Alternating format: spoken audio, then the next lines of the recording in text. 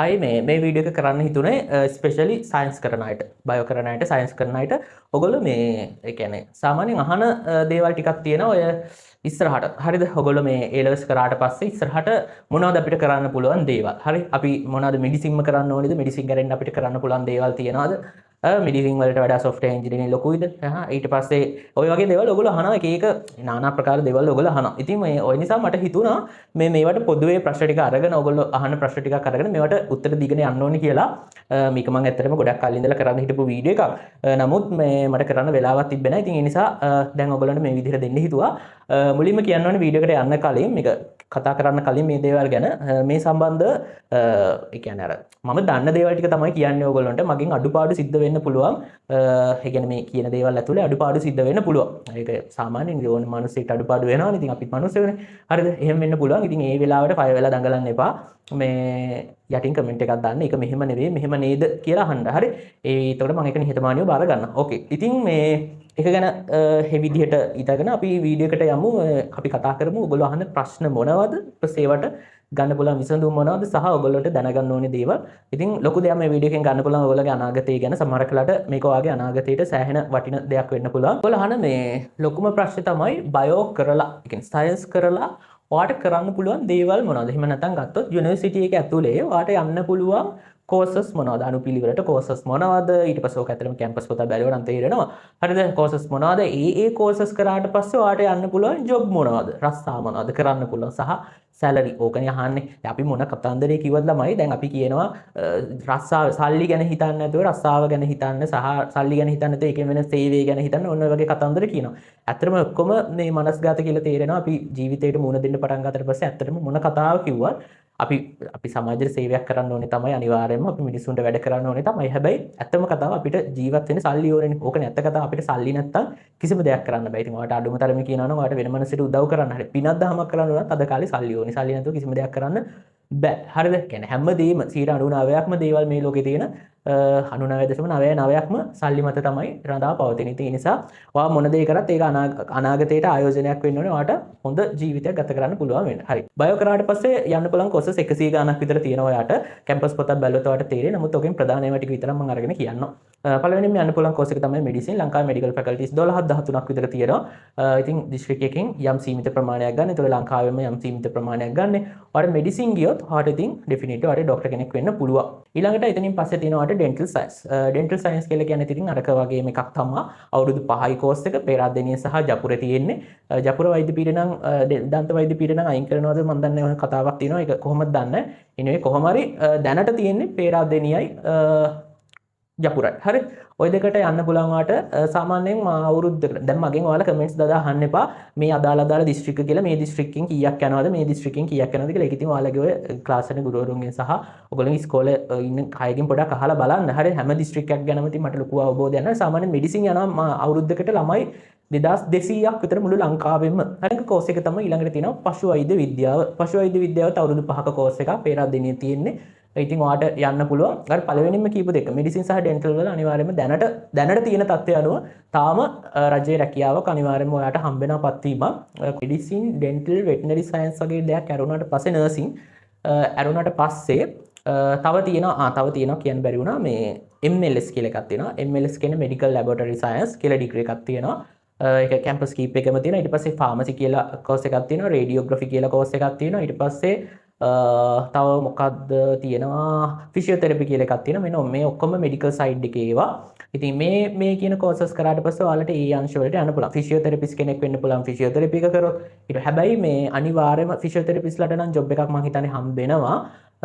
MLS ලට එක හැමෝටම job හම්බ වෙනවා කියලා කියන්න බෑ. ජොබ් ඔපචුනිටිස් තියෙන විදිහට ඊට පස්සේ ඒ කියන්නේ අර රාජ්‍ය සේවයේ තියෙන විදිහට සහ කොහොමත් රස්සාවක් නැතුව නම් ඉන්න වෙන්නේ නෑ ওই කෝස් වලට. හරි.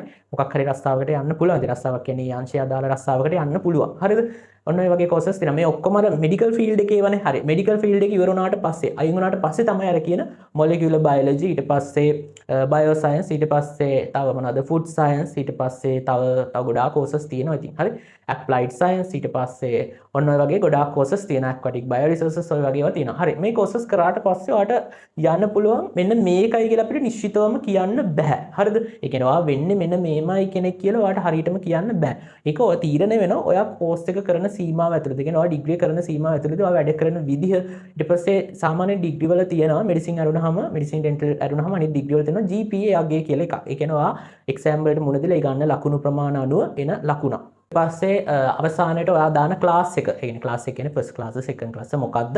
ඔන්න ඔය වගේ ගොඩාක් දේවල් overall ගත්තට පස්සේ ඔයා දාන performance අනුව සහ other qualifications ඔය ඔක්කොම overall ගත්තට පස්සේ ඔය ඔක්කොම ඇතුළත ඔයාට ඩිග්‍රියෙන් පස්සේ job opportunities තියෙන විදිහට දැන් අපි කියන්නේ job අර ගැසට් කරනවා කියලා රස්සා ගැසට් කරනවා කියලා කියන්නේ job එකක් මොකක් හරි එකට දැන් හිතන්න මොකක් හරි company එකක job එකක් තියෙනවා. හරිද?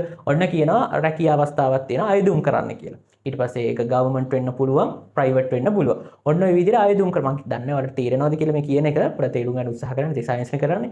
මේ එතකොට ඔන්න ඔය විදිහට ආයුධම්පත් බාර ගන්න කියන්නේ ආයුධම්පත් ලබා දෙන්න කියලා කියනවා. ඇප්ලයි කරන්න කියලා කියනවා මේ ජොබ් එකට. එන්න එතකොට ඔයාට පුළුවන් ඔයාගේ ඩිග්‍රී එක ඔයා කරලා තියෙන ඩිග්‍රී එකට අනුව ඒක ඔයාට ගැළපෙන රස්සාවක් නම් අපිට කියන්න බෑ හරියටම තව අවුරුදු 5කින් 6කින් ඔයාට මොකද්ද මේ රස්සාව කියලා අපිට නිශ්චිතව කියන්න බෑ. ඒක ටීචින් වෙන්න පුළුවන්. එහෙම නැත්නම් මොකක් හරි ෆැක්ටරි එකක මොකක් හරි පෝස්ට් එකක් වෙන්න පුළුවන්. එක්කෝ ඒක මොකක් හරි අපි හිතමුකෝ කෙමිකල් සම්බන්ධ මොකක් හරි එකක් වෙන්න පුළුවන්. ඔය රසායන විද්‍යාව හරි බයොලොජි හරි නම් කරන්නේ. එක්කෝ මොකක් හරි වෙන ආයතනයක වෙන රැකියාවක් වෙන්න පුළුවන්. මේක කියන්න බෑ අපිට. හරිද? ඒක රැකියා අවස්ථාව opportunities තියෙන විදිහට තමයි ඉතින් ඔයාට යන්න සිද්ධ වෙන්නේ. හරි? එතකොට ඔයාට ඔන්න අධ්‍යයනය කරලා ඒ තියෙන අවස්ථා අධ්‍යයනය කළා ඔයාලට ඇප්ලයි කරන්න පුළුවන්. එතනදී ඒගොල්ලෝ සලකා බලනවා ඔයාගේ ස්කිල්ස් මොනවද? ඔයා කැම්පස් එකේ හදාරලා තියෙන්නේ මොනවද? සහ ඔයාගේ ක්ලාස් එක, කියන්නේ කැම්පස් එක අවසානට ක්ලාස් එක පවා ඒවට බලපනවා GPA ගේ සහ ඔයාලට තියෙන ස්කිල්ස්. ඊට පස්සේ ස්පෙෂලි ඔයාලට ඉංග්‍රීසි හැසිරීමේ හැකියාව, ඉංග්‍රීසි භාෂාව දැන් අනාගතයේදී මොන රස්සාවකට ගියත් ඔයාලට ඉංග්‍රීසි භාෂාව ඕනේ. ඔන්න ඔය වගේ දේවල් ඕවරෝල් ගත්තම ඔයාව ඉන්ටර්වියු කරලා තමයි ඔයාලට රස්සාවක් ලබා දෙන්නේ. ඉතින් ඊට පස්සේ ඔයගොල්ලෝ ගොඩක් අහනවා මේක දැන් ටිකක් ට්‍රෙන්ඩ් එකක් විදිහට අහනවා ඩොක්ටර් කෙනෙක් වෙන්න මෙඩිසින් යන්නම ඕනේද? ඒ කියන්නේ මෙඩිසින් යන්නම ඕනේද? ඔයාලට ඩොක්ටර් කෙනෙක් වෙන්න මේ ඒ කියන්නේ මෙඩිසින් යන්න නැතුව ඩොක්ටර් කෙනෙක් වෙන්න බෑද? පුළුවන්ද? ඔන්න ඔය වගේ දේවල් අහනවා. මෙහෙම කතන්දරයක් අහනවා. මෙහෙමයි සාමාන්‍යයෙන් ඩොක්ටර් කියන එක ආකාර දෙකකට තියෙනවානේ. එකක් තමයි ඩොක්ටර් කියලා කියන්නේ වෛද්‍යවරයාට. අපි කියනවා වෛද්‍යවරයාට. අනිත් එක තමයි ඩොක්ටර් කියලා කියන්නේ ආචාර්ය කියලා කියන්නේ. යාගේ නමට කලින් අපි කියනවා ආචාර්ය කියලා. එතකොට මේ ඔන්න ඔය දෙකම තියෙනවානේ. එතකොට සාමාන්‍යයෙන් ඔයාට ඩොක්ටර් කෙනෙක් කියන්නේ වෛද්‍යවරයෙක් වෙන්න නම් ඉතින් වෛද්‍ය උපාධියක් හදාරන්න සිද්ධ වෙනවා. හරිද? වෛද්‍ය උපාධියක් හදාරන්න තෝ වෛද්‍යවරයෙක් වෙන්න බෑනේ. ඒක කරන්න වෙනවා. ඒතකොට ලංකාවේ තියෙන සිස්ටම් එක අනුව ඔයාට ලංකාවේ වෛද්‍ය විද්‍යාලයකට යන්න වෙනවා. එහෙම නැත්නම් සල්ලි ගෙවලා පෞද්ගලික වෛද්‍ය විද්‍යාලයකට යන්න වෙනවා. තාම ලංකාවේ පෞද්ගලික වෛද්‍ය විද්‍යාල නැහැනේ. ඊට පස්සේ ඒක වාසිය අවාසිය ගැන මෙතනදී කතා කරන්නේ නැහැ. මේ ඔයාට වෙන රටකට ගිහිල්ලා කරන්න පුළුවන් සෑහෙන ගාණක් ඉතින් වියදම් කරන්න වෙනවා. ඉතින් එච්චර ගාණක් වියදම් කරලා ඒ වගේ ඩිග්‍රී එකක් එච්චර මහන්සි වෙලා කරන එක තේරුමක් තියනවද කියන එක ගැන පොඩි ප්‍රශ්නයක් තියෙනවා. හැබැයි කොහොම හරි ඒක කරොත් ඔයාට ආපහු ලංකාවට ඇවිල්ලා ලංකාවේ තියෙන එක්සෑම් එකක් ERPM කියලා මම මේ සරලවම කියන්නේ හරි මේවා ගැන ගොඩාක් දේවල් කතා කරන්න පුළුවන් වෙලාවක් නැති නිසා වීඩියෝ එක ඇතුලේ වීඩියෝ එක දිග් වෙන නිසා ඔයාට ERPM වගේ එක්සෑම් එකක් කරාට පස්සේ කරන්න ඕනේ අනිවාර්යයෙන්ම ERPM එක කරාට පස්සේ මෙහි ඔන්න ඊට පස්සේ ඔයාට මේ එකෙන් පස්සේ ඉන්ටර්න් එක කරොත් ඔයාට මෙහි වැඩ කරන්න පුළුවන් ડોක්ටර් කෙනෙක් විදිහට වෛද්‍යවරයෙක් වෙන්න ඒ පාත් එක වීඩියෝ එක බලන ඔයාට චූටි බාධා කිරීමක් තියෙනවා දිගටම වීඩියෝ එක බලන්න ඔයා කොතනට ගියත් ඒ කියන්නේ මොන ඩිග්‍රී එක කරත් මොන කෝස් එක කරත් ඊට පස්සේ ඉස්සරහට මොන ජොබ් එකකට ගියත් ඔයාට නැතුවම බැරි දේවල් දෙකක් තියෙනවා ඒ තමයි ඔයාගේ ඉංග්‍රීසි නොලෙජ් එක සහ IT නොලෙජ් එක. ඉතින් මේ දෙක නැතුව ඔයාට ඉස්සරහට යන්න අමාරුයි. ඉතින් ඔයාට ඉස්සරහට යද්දින් තේරෙයි ඔයාට ඉංග්‍රීසි නැතුව කොච්චර මිනිස්සු අපහසුතාවයකට පත් වෙනවද ඔයා කොච්චර අපහසුතාවයකට පත් වෙයිද ඉංග්‍රීසි හරියට හදාගත්තේ නැත්නම් කියලා. ඉතින් මෙන්න මේකට සොලියුෂන් එකක් විදියට ස්පීක් ක්‍රාෆ්ට් ඉංග්‍රීසි ඇකඩමි එක විසින් ඔන්න ඔයාලට ඉන්ට්‍රොඩියුස් කරලා දීලා තියෙනවා කෝසස් දෙකක් ඉංග්‍රීසි and ICT වලට. ඉතින් ස්පෙෂලි මේක මේගොල්ලෝ ඉන්ට්‍රොඩියුස් කරලා දීලා තියෙන මේ පාර යුනිවර්සිටි සිලෙක්ට් ස්ටුඩන්ට්ස් ලට. නමුත් ඔයා ආසස් අධ්‍යාපනය හදාරන්න බලාපොරොත්තු ඉන්න කෙනෙක් නම් වෙන ඩිග්‍රී එකක් කරන්න බලාපොරොත්තු ඉන්න කෙනෙක් නම් ඒ විතරක් නෙමෙයි කොටිම කියනවා නම් ඔයා ජොබ් එකකට යන්න බලාපොරොත්තු ඉන්න කෙනෙක් නම් මේ ඕනම කෙනෙක්ට හදාරන්න පුළුවන් විදිහට තමයි මේ කෝස් දෙකම මේගොල්ලෝ හදලා තියෙන්නේ. ඉතින් ඉංග්‍රීසි කෝස් එක ගැන කියනවා නම් ඔයාට ග්‍රැමර් වල ඉඳලා කතා කරන්න ලියන්න කියවන්න මේ හැම ස්කිල් එකක්ම මාස 3ක් ඇතුළත කවර් වෙන විදිහට තමයි මේගොල්ලෝ කෝස් එක හදලා තියෙන්නේ. කෝස් එක මෙහෙවන්නේ කැලනිය සහ මොරටු විශ්වවිද්‍යාල ලෙක්චර්ස්ලා විසින් ඉතින් ඒ නිසා බය නැතුව ඔයාලට රෙකමන්ඩ් කරන්න පුළුවන් කෝස් එක ගැන. ඉතින් මේ කෝස් එකේ විශේෂත්වය තමයි ඔයාට එදිනෙදා ජීවිතයේදී අවශ්‍ය කරන ඉංග්‍රීසි, බේසික් ඉංග්‍රීසි. ඒ විතරක්ම නෙවෙයි යුනිවර්සිටි එකේදී ඔයාට අවශ්‍ය කරන ඉංග්‍රීසි. ලෙක්චර් කෙනෙක් එක්ක කතා කරන්න, ඔයාට ඉන්ටර්විව් එකකට ෆේස් කරන්න, වයිව් එක්සෑම් එකකදී ෆේස් කරන්න මේ හැම දෙයකටම අවශ්‍ය වෙන ඉංග්‍රීසි ඔයාට දැනුම මෙතනින් ගන්න පුළුවන් වෙන විදිහට තමයි මේගොල්ලෝ කෝස් එක ඔයාට හදලා දීලා තියෙන්නේ. ඉතින් කෝස් එක ඒගොල්ලෝ දෙන ප්‍රමාණයටත් වඩා, දෙන මුදලටත් වඩා අඩු මුදලකට ඔයාට ගන්න පුළුවන් අපේ ඩිස්ක්‍රිප්ෂන් එකේ තියෙන ලින්ක් එකෙන්. තියෙන ප්‍රොමෝ කෝඩ් එක හරහා ඔයා ගියොත් ඒ වගේම තමයි ඩිස්ක්‍රිප්ෂන් එකේ තියෙන ලින්ක් එකෙන් ඒගොල්ලන්ගේ ගෲප් එකට ජොයින් වෙන්න වැඩි විස්තර ගෲප් එක හරහා ඔයගොල්ලන්ට ලබා ගන්න පුළුවන්. ICT කෝස් එක ගැන කියනවා නම් ඔන්න ඔයාට අවශ්‍ය කරන බේසික් ICT knowledge එකත් ඇතුළුව ඔෆිස් කෝස් එක, ඊට පස්සේ Microsoft Office එක හැන්ඩල් කරන විදිහ, කොහොමද මේකෙන් වැඩ කරන්නේ, Word එකෙන් කොහොමද වැඩ කරන්නේ, presentation හදන්නේ කොහොමද, PowerPoint එකෙන් වැඩ කරන්නේ, මොකද යුනිවර්සිටි ගියාට පස්සේ තේරෙයි ඔයාට මේ දේවල් නැතුව වැඩ කරන්න හරි අමාරුයි. ඉස්සරහට ප්‍රොජෙක්ට් එකක් කරන්න, රිසර්ච් එකක් කරන්න ඉතින් මේ ICT knowledge එක නැතුවට මේ කිසි දෙයක් කරගන්න බෑ. ඉතින් මේ හැම දෙයක්ම ඔයාට ඇතුළත් වෙන විදිහට තමයි මේගොල්ලෝ මේ කෝස් එක ඔයාට හදලා දීලා තියෙන්නේ. ඉතින් මේක ඔයාට හොඳ අවස්ථාවක් මේ කෝස් දෙකම හදාරන්න. හොඳ අවස්ථාවක්, අඩු මුදලකට වැඩි වැඩ ප්‍රමාණයක් සහ අනාගතයට ලොකු ආයෝජනයක් ඔන්න ඔයාට ICT සහ ඉංග්‍රීසි වෙනුවෙන් මෙන්න මේ වෙලාවේ හොඳ chance එකක්. ඉතින් ඔයාලා හැමෝටම කියනවා, ආරාධනා කරනවා කෝස් එකට join වෙලා ඔයගොල්ලෝගේ අනාගතේ success කරගන්න, අනාගතයට අවශ්‍ය skill එක දැම්මම අරන් තියාගන්න කියලා.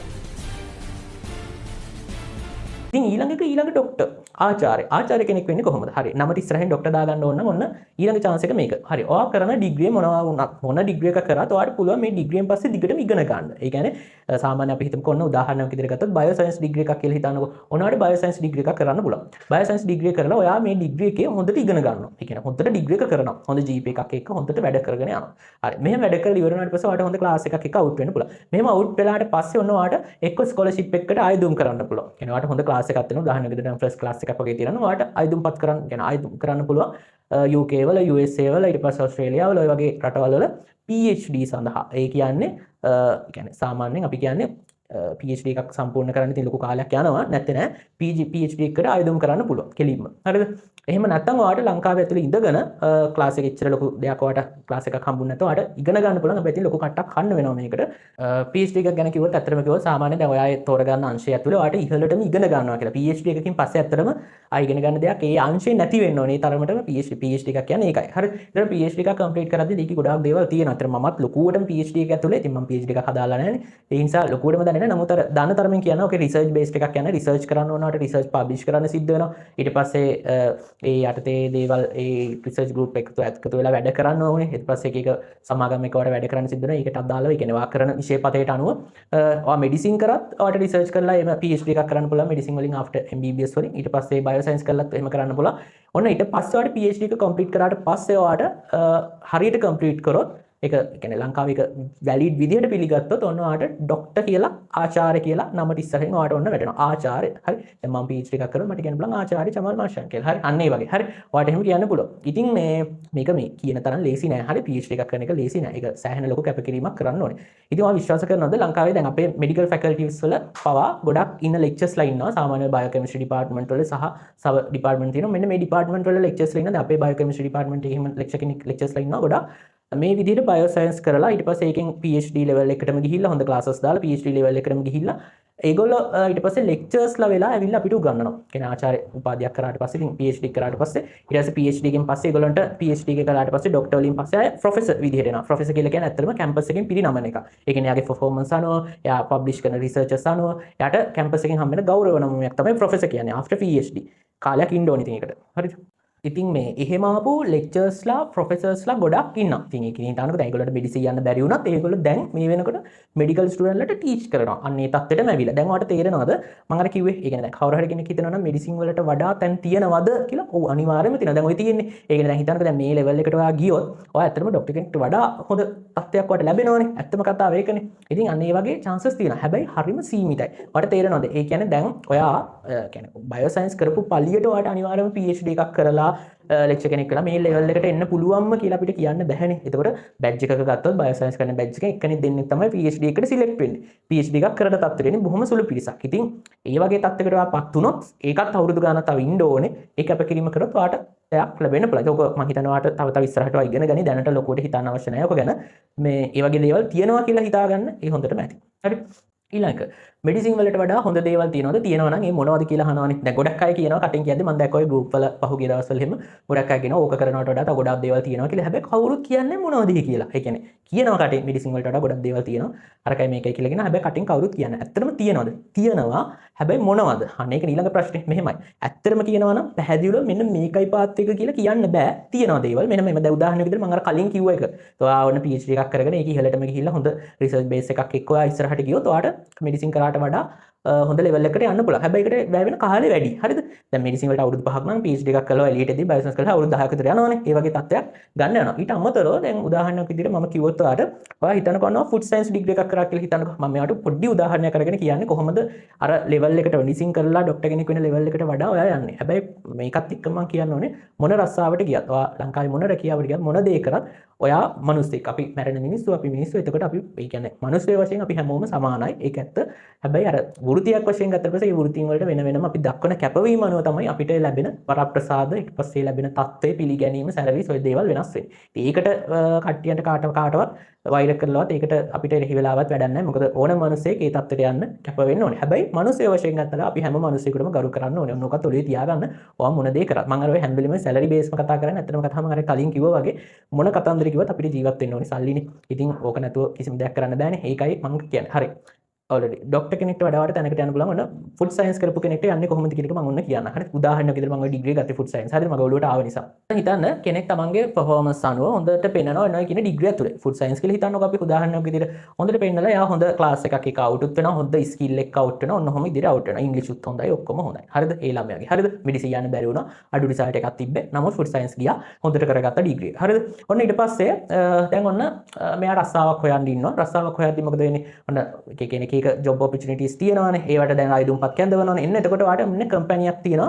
මෙන්න මේකේ හොඳ පෝස්ට් එකකට. මේ පෝස්ට් එක මොකක්ද දන්නේ? හොඳ පෝස්ට් එකකට කට්ටියව ගන්නවා. ගන්න එකනයි. හරිද? අපි හිතමුකෝ ඔන්න හොඳ මොකක් හරි ලොකු හොටෙල් එකක් කියලා හිතන්නකෝ ලංකාවේ තියෙන. අපි හිතමු ශ්‍රැංගිලා කියලා. හරි ශ්‍රැංගිලා. හරි. ඔන්න මේකට හොඳ පෝස්ට් එකක් තියෙනවා. මේ පෝස්ට් එකට ලක්ෂ අපි හිතමුකෝ ලක්ෂ 15ක් 20ක් විතර සැලරි දෙනවා. ගාවර්න්මන්ට් සෙක්ටර් එකේ නම් ඔය වගේ සැලරි දෙන ජොබ් හොයන්න අමාරුයි. හරි. පෞද්ගලික අංශය තමයි තියෙන්නේ. හරිද? එතකොට ඔන්න ඔය වගේ කරනවා. එක්කෙනෙක් ගන්නවා. මෙන්න ඉන්ටර්විව් කරලා ගන්නවා. දැන් හිතන්නකෝ මේ මොකද වෙන්නේ? දැන් ඔන්න මේකට එක්කෙනෙක් නෙවෙයිනේ ආයුධම් කරන්නේ. හරිද? සෑහෙන පිරිසක් ආයුධම් කරන එක්ස්පීරියන්ස් තියන අය, එක්ස්පීරියන්ස් නැති අය, හරිද? තව ඩිග්‍රී තව ඇඩිෂනල් ඩිග්‍රී තියන අය, හරිද? ඊට පස්සේ ස්කිල්ස් තියන අය ඕම ඇඩ් කරා. කොහොම හරි ඔන්න මම කියන කෙනාට ඔන්න හිතන්නකෝ එයාගේ තියෙන පර්ෆෝමන්ස් අනුව මාරම දක්ෂයි සයිඩ් එකට ස්කිල් අනුව මෙන්න මෙයාට මේ ජොබ් එක හම් වෙනවා. මෙයාට තියෙන එක්ස්පීරියන්ස් අනුව සහ මෙයාට තියෙන හැකියාව අනුව ස්කිල් බේස් ස්කිල් එක අනුව හම් වෙනවා. එතකොට මොකද වෙන්නේ? ඔන්න එතකොට එයා කියනවා එතකොට කියනවා එයාට කියන්න පුළුවන් ડોක්ටර් කෙනෙක් මාසෙකට ගන්න මේ සැලරි එක මෙන්න මෙයා මීට වඩා ගන්නවා. හරිද? එතකොට ඉතින් ඇත්තටම සැලරි අතින් ගත්තොත් එයා ලොකුයි නේද? අරයට වඩා. හැබැයි ඔයාට කියන්න පුළුවන් ද අර ඩිග්‍රී කරන හැමෝටම මේ තත්ත්වයට යන්න පුළුවන් කියලා. ඔන්න ඔක තමයි මට ඔයාට කියන්න ඕනේ සරලවම. ඒ කියන්නේ දැන් ඕන තරම් තියෙනවා. යන්න පුළුවන් දේවල් තියෙනවා. හැබැයි හරි සීමිතයි. හරිම ලිමිටඩ්. ඒක ඔයා තේරුම් ගන්න ඕනේ දෙයක්. ඊළඟ මේ මෑත කාලෙදී මේ සෑහෙන ජනප්‍රිය ප්‍රශ්නේ software engineering ද medicine ද ගොඩක් අය අහන ප්‍රශ්නයක්. හරි. software engineering ද medicine ද. ඇත්තට මේක අපිට හරියටම කියන්න බෑ. සමහරක් අවස්ථාවලදී software engineering හොඳ වෙන අවස්ථා තියෙනවා. සමහරක් අයට මෙඩිසින් හොඳ වෙන අවස්ථා තියෙනවා. මෙන්න මෙහෙමයි ඒක කියන්නේ. දැන් හිතන්නකෝ අර කලින් කිව්වා වගේම තමයි. software engineering කරනකොට ඔය අනිවාර්යයෙන්ම ඔයාලට skill base, ඒ කියන්නේ skill එක අනිවාර්යයෙන්ම තියෙන්න ඕනේ. දැන් උදාහරණයක් උදාහරණයක් විදිහට ඔන්න ඒ කියන්නේ ලංකාවේ software engineersලා මාසෙකට අවුරුද්දකට කොච්චර අවුට් වෙනවද කියලා මට ලොකු අවබෝධයක් නැහැ. හැබැයි දැන් නම් මම හිතන්නේ ලොකු ප්‍රමාණයක් අවුට් වෙනවනේ. ඒ කියන්නේ private sector එකේ, government sector එකේ ඔය ඔක්කොගේම ගත්තට පස්සේ මේ හැමෝටම රස්සා දෙන්න තරම් අපේ රට එච්චර පොහොසත් රටක් නෙමෙයිනේ. එතකොට රැකියා අවස්ථා හරිම සීමිතයි. දැන් උදාහරණයක් විදිහට ඉස්සරහට ලංකාවේ වෛද්‍ය ශාස්ත්‍රණොත් එහෙම වෙන්න පුළුවන්. රැකියා අවස්ථා සීමිත වෙන්න පුළුවන්. මොකද ඔය අවුට් වෙන හැම දොස්තර කෙනෙක්ම රජයට බඳවා ගන්න බැරි වෙන්න පුළුවන් අනාගතයේදී. එහෙම දෙයක් තියෙන්න පුළුවන්. හරි. දැන් තාම ඒක නැහැ. හරි ඉස්සරහට. එතකොට දැන් ඔතනදී ඔයා හිතන්නකෝ මේ ඒ කියන්නේ මොකද්ද software engineers ලට දැන් කියනවානේ software engineers ලා ලක්ෂ 7ක් ගන්නවා 8ක් ගන්නවා 8 9 නෙමෙයි. ඇත්තටම ලක්ෂ 30 40 ගන්න software engineers ලා ලංකාවේ ඉන්නවා. හරිද? ඇත්තම කතාව. හරිද? මම දන්නම එක software engineer කෙනෙක්ට ලක්ෂ 40ක් 50ක් විතර හොයන කෙනෙක් මාසෙකට private company එකක වැඩ කරන්නේ. එහෙමයි ඉන්න ඕන තරම් software engineers ලා. හරිද? එහෙම නෑ කියන්න බෑ අපිට. එහෙම කිව්වොත් නෑ දොස්තරලා ඊට වඩා හොයනවා. ඒක පට්ටපල් බොරුවක්. ඊට වඩා හොයන software engineers ලා ඉන්නවා. ඒක ඇත්ත. හැබැයි ඒකට හොඳ ස්කිල් එකක් තියෙන්න ඕනේ වාට. දැන් උදාහරණයක් විදිහට මට හොඳ කම්පැනි එකක් තියෙනවා. මම software engineer කෙනෙක් ගන්නවා. හිතන්නකෝ මම ගන්නෙ නැහැ නේ ස්කිල් නැති software engineer කෙනෙක්. මට වැඩක් නැහැ. එයා first class ද අරකද මේකද. එයා මොරටුවේ software engineer නෑ නේ. එයා කොහෙද අරකද මේකද. එයා කොහෙද ඩිග්‍රී කරලා තියෙන්නේ. මට වැඩ නැහැ. මට ඕනේ මගේ කම්පැනි එක ඇතුලේ මේ මගේ අදාළ සිස්ටම් ටික හදාගන්න හොඳ සුපිරි වැඩක්. ඒතකොට ඔන්න මම කියනවා මම ලක්ෂ 10ක් දෙනවා මේ වගේ කෙනෙකුට. හරි. මාසෙකට ලක්ෂ 10ක් දෙනවා. මට ඕනේ විදිහට මගේ සිස්ටම් හදාගන්න මෙන්න මට ඕනේ ස්කිල් එක තියෙන කෙනෙකුට. ඉතින් ඒතකොට software engineer බර ගාණක් යන සමහරකට 100ක් 200ක් එන්න පුළුවන් මේ ඉන්ටර්විව් එකට. ඉතින් මම ගන්නෙ හැබැයි එක්කනයි. තේරෙනවද? ඒතකොට ඒ කෙනාට ඔන්න දෙලා. එතකොට ඉතින් ඔන්න ඒ වගේ අවස්ථාවකදී ඒ කියන software engineer ඩොක්ටර්ට වඩා ලොකු වෙන්න පුළුවන්. හරි සමහරක් වෙලාවට. හරි. ඉතින් මේ එහෙමයි කියලා අපිට කියන්න බෑ. software engineersලා හැමෝටම ඔය අවුට් වෙන හැම කෙනාටම මේ අර කියන ලක්ෂ 10 15 සැලරි හම්බ වෙනවා කියලා. ස්කිල් එක ගන්නවා. ඔයාලට හොඳ ස්කිල් එකක් තියෙනවා නම් software engineer කෙනෙක් හැටියට ඒක කරන්න. හැබැයි මෝඩ වෙන්න එපා. නිකන් බොරුවට මේ හැම software engineer කෙනෙක්ම ඔය ගන්න හොයනවා කියලා ඔය තත්ත්වයට යනවා කියලා මේ අර තමයි ස්කිල් එකක් නැතුව ඒ දේවල් කරන්න යන්න එපා. ස්කිල් එකක් තියෙනවා නම් කරන්න. ස්කිල් එකක් තියෙන මිනිස්සුන්ට කොතන ගියත් තැනක් තියෙනවා. ඉතින් ඒක තමයි ඇත්ත කතාව. ඔක කාට දුක හිතුණත් කවුරු අවුල් ගත්තත් ඕක තමයි ඇත්ත කතාව. software engineering degree එකක් කරපු පළියට වාට හැමදේම ලැබෙන්නේ නැහැ. ස්කිල් එක ගන්නවා. ඉතින් වෛද්‍යවරයෙක්ට උනත් එහෙම තමයි. හරිද? වෛද්‍යවරයෙක්ට උනත් ගාමන්ට් එකෙන් හම්බෙන සැලරි සාමාන්‍ය ටිකක් අඩුයිනේ. ඒ සැලරි ගැන නම් මම කතා කරන්නේ නැහැ. මොකද එතකොට ඒකේ පොඩි අඩු වශයෙන් තියෙන නිසා. සාමාන්‍යයෙන් අපි හිතමුකෝ ලක්ෂ 3ක් කියලා. මේ 3ක් නම් හම්බෙන්නේ නැති 2මාරක් 3ක් කියලා හිතමුකෝ. ඔක තව ටිකක් ඇඩ් වෙන්න පුළුවන් කාලෙත් එක්ක. අවුරුදු 5ක් 6ක් ගියාට පස්සේ ඇඩ් වෙන්න පුළුවන්. ඕටිත් එක්ක ඔක වැඩි වෙන්න පුළුවන්. අපි කියමුකෝ ලක්ෂ 2මාරයි කියලා. හරි. ඔය ලක්ෂ 2මාර ගාමන්ට් සැලරිනේ. ඉතින් ඕකට තව ස්කිල් එක අනුව අපි ප්‍රයිවට් ප්‍රැක්ටිස් කරොත් ඒකටත් ස්කිල් එකක් තියෙන්න බෑ. හැමෝටම ප්‍රයිවට් ප්‍රැක්ටිස් කරන්න බෑනේ. එහෙම නැත්නම් MD එකක් කරොත් විශේෂඥ වෛද්‍යවරයෙක් වුණොත් තව ඔකට එකතු වෙන්න පුළුවන්. ඊට ස්කිල් එක. ඒකත් ස්කිල් එක. ඉතින් ස්කිල් එක අනුව තමයි ඔයාට අනාගතේ ලැබෙන දේවල් තීරණය වෙන්නේ. ජොබ් එකක් මත හැමදේම ඔයාට මේ ඩිපෙන්ඩ් වෙනවා කියලා අපිට කියන්න බෑ. හරිද? හැමදේම ජොබ් එකකින් ලැබෙනවා කියලා අපිට කියන්න බෑ. ස්කිල් එක අනුව තමයි අපි අපිට දේවල් හදා ගන්න ඕනේ.